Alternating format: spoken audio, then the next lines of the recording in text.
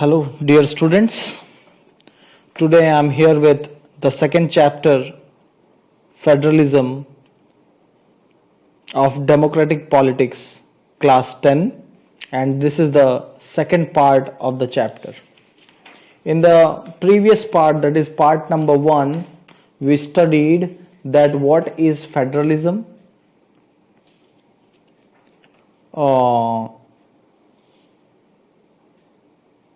two types of federations, that is unitary government and federal form of government. After that, we studied about the key features of federalism. We discussed about coming together federation and holding together federations. After that, we studied what makes India a federal country and how is federalism practiced in India. In that, we studied linguistic states, formation of states on the basis of language. We studied about the language policy of India, and we studied about center-state relations. Now, in this second part, we are going to study about decentralization in India. Now, decentralization is a new term for you. So let me define the term for you, decentralization. You need to note it down in your notebooks. When power is taken away from the central and state government and is given to the local government, when the power is taken away from the central and state governments and given to the local governments, it is called decentralization. Now the question is, what is the need for decentralization in India? So let me tell you, students, India is a vast country. It cannot be run only through these two tiers, that is state government and central government. Why? Because states in India are as large as some of the European countries. In terms of population, Uttar Pradesh is bigger than Russia. Maharashtra is about as big as Germany. And there is many diversity within the states also. Within the states, internally, those states are internally very diverse. So, there is a need for decentralization in a country like India, where power is taken from central government and state government and it is given to local government. Now, before discussing further about local government, first of all, I need to tell you that what is the importance of decentralization. The basic idea behind decentralization is that there are a large number of problems and issues which are best settled at local level. And who can solve those problems? The government at the local level. Because it is not possible for the central government or state government to reach each and every district and village. Secondly, at the local level, it is possible for the people to directly participate in decision making. Till now, we were having an idea that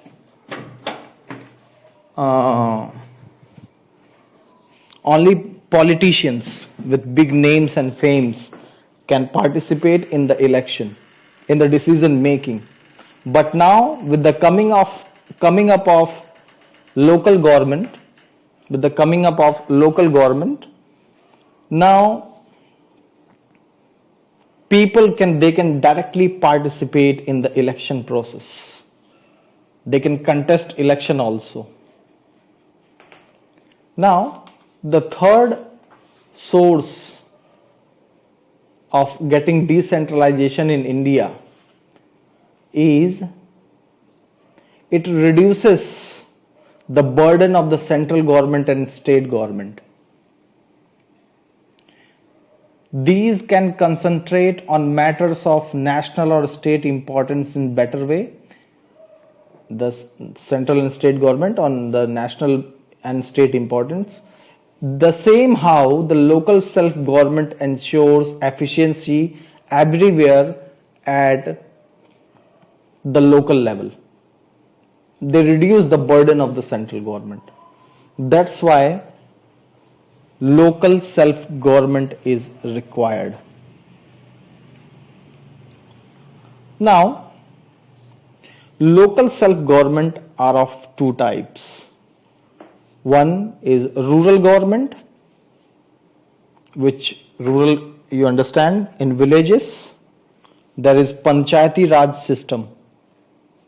And in urban government, municipalities are there. So first of all, we are going to discuss about the rural and urban government. But before that, I would like to concentrate your mind towards a major step was taken toward decentralization in the year 1992. An amendment was there in the constitution to make the third tier of democracy more powerful. Third tier, that is local self-government, more powerful. And what were some of the key features of that amendment? Number one, now it is constitutionally mandatory to hold regular elections to local government bodies. Seats are reserved in the elected bodies and the executive heads of the three of these institutions for the scheduled castes, scheduled tribes and other backward classes. Seats are reserved for these. At least 1/3 of all positions are reserved for women. An independent institution called the State Election Commission has been created in each state to conduct panchayat and municipal elections. The state governments are required to share some powers and revenue with local government bodies. The nature of sharing varies from state to state. That nature depends upon, not that nature which you are thinking, means the sharing of power varies from states and states. It means state to state, means they differ from one state to another. Now, as I was saying we are discussing about rural local government. Again, you need to note it down, students. Gram Panchayat. Now, this is a heading, Gram Panchayat. Now, what is Gram Panchayat? Gram Panchayat. Each village or a group of village has a Gram Panchayat. This is a council consisting of several ward members, often called Panch, and a president or Sarpanch. Ward members often called Panch and their president is called Sarpanch.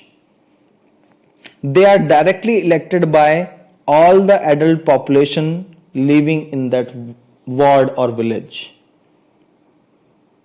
It is the decision-making body of entire village. The panchayat works under the overall supervision of Gram Sabha. And all the voters in the village are its member. And what is the function of Gram Sabha? It has to meet at least twice or thrice in a year to approve the annual budget of the Gram Panchayat, to review the performance of Gram Panchayat. So, two basic terms are there, Gram Panchayat and Gram Sabha. Now, next term is Panchayat Samiti, block or mandal. three terms are there. Panchayat Samiti, or by other name it is called block, and in some the states it is called mandal. So group of gram panchayats are grouped together to form what is usually called a panchayat samiti or block or mandal. The member of this representative body are elected by all the panchayat members in that area. All the panchayat samitis or mandals in a district together constitute of Jila Parishad. So, group of gram panchayat is called a panchayat samiti, block or mandal. A group of panchayat samiti, block or mandal is called Jila Parishad. And how the members of Jila Parishad are elected? Members of Lok Sabha and MLAs of that district and some other officials of other district level bodies are also its member. And its chairperson of Jila Parishad is the political head of Jila Parishad. So this was all about. Again, listen to me. Group of villages, Gram Panchayat, they work under the supervision of Gram Sabha. Who elects them? All the adult members of that particular village. And who are the members of Gram Sabha? All the voters of the village are the members of Gram Sabha. They meet twice or thrice in a year to approve the annual budget of Gram Panchayat and to review the performance of Gram Panchayat. Group of Gram Panchayat, a panchayat is called, group of Gram Panchayat is called a Panchayat Samiti or block or mandal. A group of Panchayat Samiti, block or mandal is called Jila Parishad. I hope you understood. Now, next one is urban local government. In cities, what you find?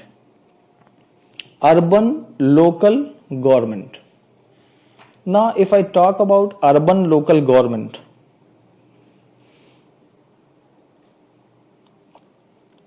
we find municipalities and municipal corporations.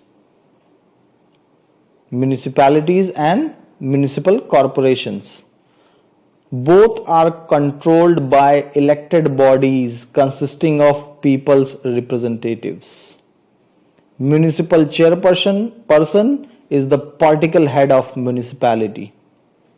And a municipal corporation, such an officer is called mayor. So this was all about urban local government.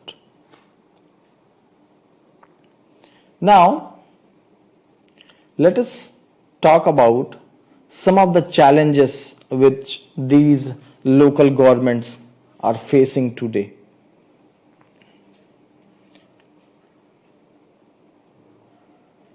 While elections are held regularly and enthusiastically, Gram Sabhas are not held regularly. Means they are able to form Gram Panchayat. Elections are there. People, they participate in the election process also.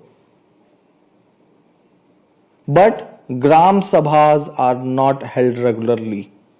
And what is the duty of Gram Sabha? To meet twice or thrice in a year to make the budget and review the work of Gram Panchayat. Most state governments have not transferred significant powers to the local government. This is also one of the problems.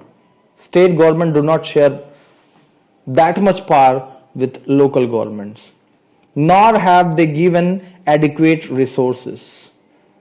We are thus still a long way from realizing the ideal of self-government. Means a lot more has to be done in this field to make the local self-government more powerful.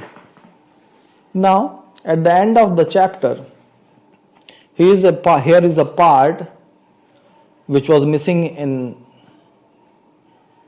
my previous slides also. This is, I have added from this slide. that is self-assessment.